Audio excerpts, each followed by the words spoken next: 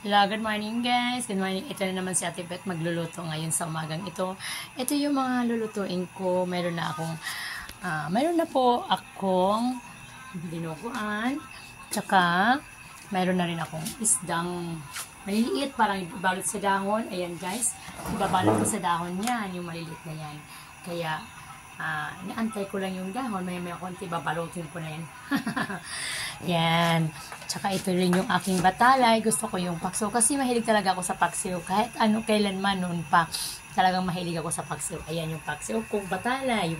Yung bang nanunusok ba? Yung matalim. Ang uso. Yan. Batalay yan. At meron din akong tinulang batalay. Diyos ko guys, puro na lang po batalay. Dati naman puro bangus. Puro ngayon. Nagsawa na kasi muna ako sa bangus. Kaya ibang isda naman yung aking kinukuha. Alam nyo guys, yung isda kong binibili, hindi yung mamahaling isda kasi hindi naman kaya ng masa yan. Ang mga isda lang na kaya ng masa, yung medyo mura-mura ng konti at saka hindi naman masyadong mahal, yun lang po ang niluluto ko. Kasi yun lang ang kaya ng mga masang tao tulad ko. Kaya, ayan, tinan mo, mayroon akong isdang batalay din. Ayan guys, ayan sarap, diba? Ayan, isdang batalay. Ayan, kumukulo-kulo pa. Ayan, ayan, tapos na ho yan. Ayan, hainin ko na yan at i-display ko na yan dun sa aking displayhan. Kaya, ayan si Ate Beth ha. Huwag kayong magsawang manood ng aking YouTube channel. Panoorin ninyo, parang matuto kayo kung paano maghanap buhay sa pansariling hanap buhay. Yung self-employed. Kasi ako mula ay ako ay nagsarili ng aking hanap buhay.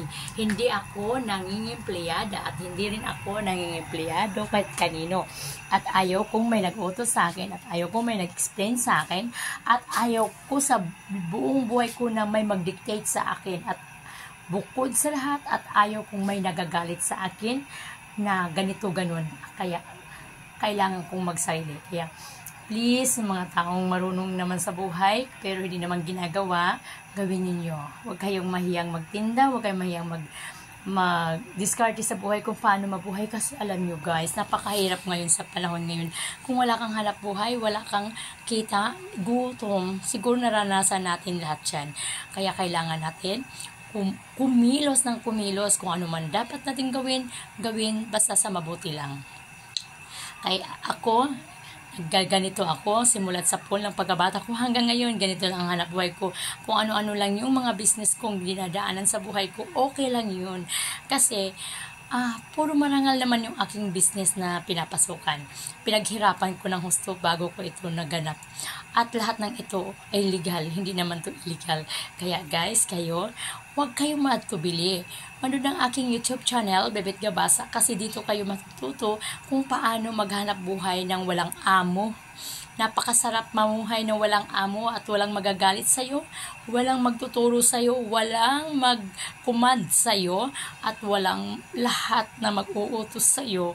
Yun ang gusto kong hanap buhay tulad nito. Kahit magtinda ako sa kalye, kahit magtinda ako ng turo-turo, kahit ano man ang gagawin ko, maliit, malaki, mahalaga para sa akin yan.